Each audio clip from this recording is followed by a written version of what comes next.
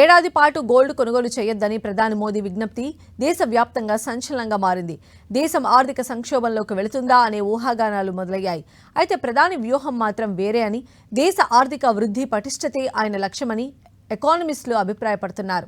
ప్రధాని మోదీ విజ్ఞప్తి వెనుక ఫారెక్స్ తర్కం దాగి ఉందని వారు చెబుతున్నారు. గోల్డ్ సేల్స్ భారీగా తగ్గితే దేశ ఫారెక్స్ రిజర్వులు మెరుగ్గా ఉంటాయని అభిప్రాయపడుతున్నారు.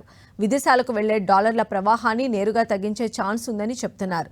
ఇరాన్ యుద్ధ ప్రభావంతో క్రూడాయిల్ ధరలు భారీగా పెరగడంతో రూపాయిపై ఒత్తిడి అధికమైంది. దీంతో ప్రధాని తాజా విజ్ఞప్తి చేశారు. ప్రస్తుతం భారత్ దగ్గర సుమారు 690.69 బిలియన్ డాలర్ల విదేశీ మారక నిల్వలు ఉన్నాయి. ప్రపంచవ్యాప్తంగా నెలకొన్న అనిశ్చితితో ఒక దశలో ఈ ఏడాది ఫిబ్రవరిలో 728 బిలియన్ డాలర్లకు పెరిగిన ఫారెక్స్ రిజర్వ్ ప్రస్తుతం 691 బిలియన్ డాలర్లకు పడిపోయిందని ఆర్బీఐ డేటా ద్వారా అర్థమవుతోంది. దిగుమతి బిల్లు పెరగడంతో ఈ ఏడాది చివరి నాటికి కరెంట్ అకౌంట్ లోటు 84.5 బిలియన్ డాలర్లకు, అంటే మన జీడీపీలో సుమారు 2% పెరగవచ్చనే భయాలు ఉన్నాయి. కరెంట్ అకౌంట్ లోటు అంటే మన దేశంలోకి వచ్చే ఇన్ఫ్లో కంటే డాలర్ల అవుట్ఫ్లో అధికంగా ఉంటుంది. గత ఆర్థిక సంవత్సరంలో మన మొత్తం దిగుబడి బిల్లు 775 బిలియన్ డాలర్లు. ఇందులో మూడో వంతు అంటే 240 బిలియన్ డాలర్లు కేవలం 4 ఉత్పత్తులకే ఖర్చవుతోంది.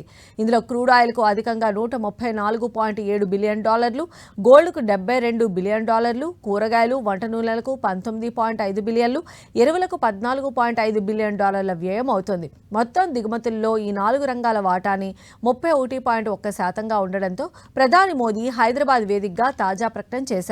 ఏడాది పాటు గోల్డ్ దిగుమతులు 30 నుంచి 40% తగ్గితే 20 నుంచి 25 బిలియన్ డాలర్లు ఆదా అవుతుంది.